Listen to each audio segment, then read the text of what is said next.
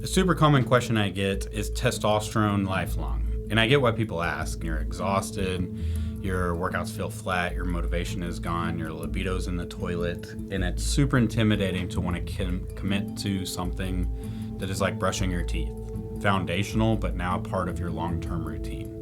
I brush my teeth because I have to, and testosterone is like that for me now, to keep the drive, the motivation, the energy, especially because I know what I felt like before it. It's not creatine, it's not pre-workout, it's not even like trying an antidepressant. Testosterone is hormone replacement therapy, and the body treats it exactly that.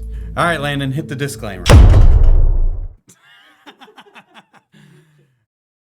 Why is testosterone usually a long-term therapy? Here's the part people don't fully understand. When we start testosterone, we're not boosting your testosterone levels.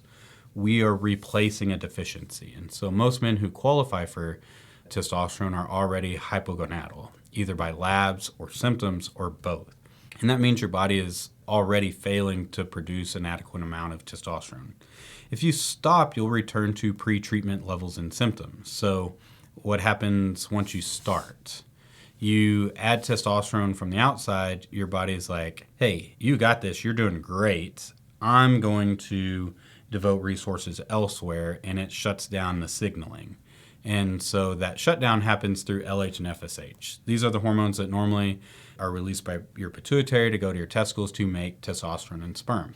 And they don't taper off, they don't hesitate, they just shut down. So it's hard when someone's, I'll just try testosterone for a bit. What they're saying is, I'm okay suppressing my natural production to see how I feel. So it's not really a neutral trial overall. Testosterone doesn't really work like a short experience. So let's talk timing briefly. The most common injectable form of testosterone is testosterone cypionate. It has a half-life of about 8 days. In medicine, that means 4 to 5 half-lives to reach steady state. And so that's why we like to tell you it may take 4 to 6 weeks to kick in, because it takes 4 to 6 weeks to really get steady state levels. That also means it's 4 to 5 half-lives to fully clear the medication.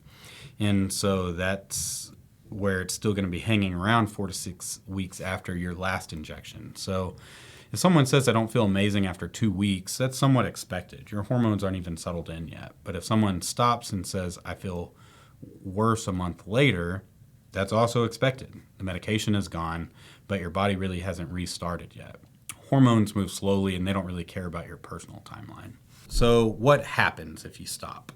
When testosterone clears your system, your body has to restart production from the top down. Hypothalamus, pituitary, testicles. And for most men, and it's different for all, but LH and FSH take weeks to months to recover. Testosterone levels do typically return to baseline in 3 to 6 months.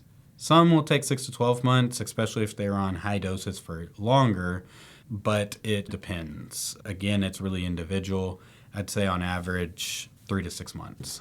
An important clarification is baseline doesn't mean optimal, it just means where you started. Testosterone therapy doesn't cure low testosterone, it just replaces it. So if you stop, you should expect your original symptoms that you first sought out testosterone for are going to return. So does that mean you can never come off? Guys stop all the time. They lose access, job changes, they move, finances, they stop. And from what I've seen, guys coming to me from other clinics or being lost to care and coming back, is their levels and symptoms are about what they were pre-treatment, plus age-related decline. Meaning if they're on it for years, there's the normal expected age-related decline. If a guy was on from age 40 to 50, even naturally, he'd have some decline anyways. But long story short, the return isn't instant, and the journey is different for every guy. Coming off requires time and patience overall. We can use meds to help re-kickstart the brain and to start signaling, and sometimes that helps a much quicker, effortless return back to baseline. Again, it's not ever going to overshoot them much, but this is where you hear the term PCT in the steroid guys or post-cycle therapy. Medically, that means just helping your brain and testicles reconnect after suppression. HCG can stimulate the testicles to keep them active. SERMs can somewhat restart the LH and FSH to get that signal woken back up. Again, these don't make you better than before. They just help you to return where you were at hopefully a much faster pace. All right, so the real lifelong conversation. Here's the honest answer. For most men who truly need testosterone, yes, testosterone therapy is lifelong. We are fixing deficiency. This isn't because you're dependent, there's a real physiologic deficiency that we're fixing. This doesn't mean you're trapped, it means you start with intention. The real question is, can I try testosterone? It's, am I okay with this being a long-term solution, and am I willing to make the appropriate lifestyle changes along the way to get the most out of it?